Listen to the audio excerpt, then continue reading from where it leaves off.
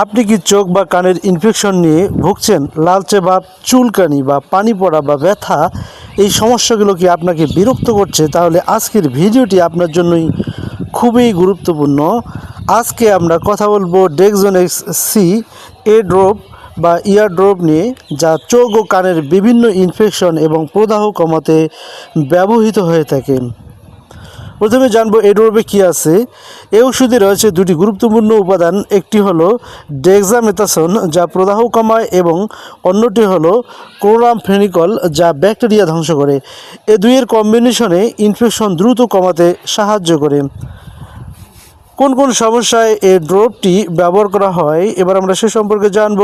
এই ড্রপটি সাধারণত ব্যবহার করা হয় চোখ লাল হওয়া কমাতে এবং চোখে ব্যাকটেরিয়ার ইনফেকশন সারাতে, চোখে চুলকানি বা পানি পড়া সারাতে। এছাড়াও কানের ইনফেকশন, কানে ব্যথা বা কান ফোলা ভাব কমাতে ডাক্তাররা এই ড্রপটি দিয়ে থাকেন। ব্যবহার করার নিয়ম: ব্যবহারের আগে অবশ্যই হাত পরিষ্কার করে নিতে হবে। চোখে ব্যবহারের ক্ষেত্রে 1 থেকে 2 ফোঁটা করে দিনে 2 থেকে 4 বার ব্যবহার করা হয়ে থাকে। তবে অবশ্যই ডাক্তারের পরামর্শ অনুযায়ী ব্যবহার করতে হবে। ডাক্তার যেভাবে ডোজ নির্ধারণ করেন সেভাবেই ব্যবহার করতে হবে।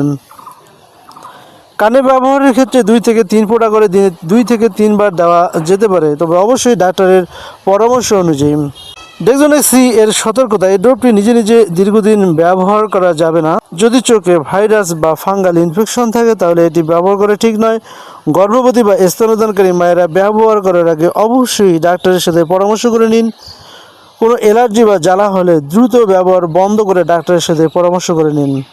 ডেক্সোনেক্স সি এর পার্শ্ব প্রতিক্রিয়া: ডেক্সোনেক্স সি এই ড্রপটির সামান্য কিছু পার্শ্ব প্রতিক্রিয়া, যেমন হালকা জ্বালা পোড়া, চোখে ঝাপসা দেখা, অ্যালার্জি রিয়াকশন দেখা দিতে পারে।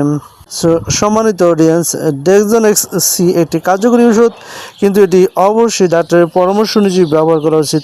নিজে নিজে ব্যবহার করলে সমস্যা বাড়তে পারে, তাই সচেতন থাকা সবথেকে জরুরি।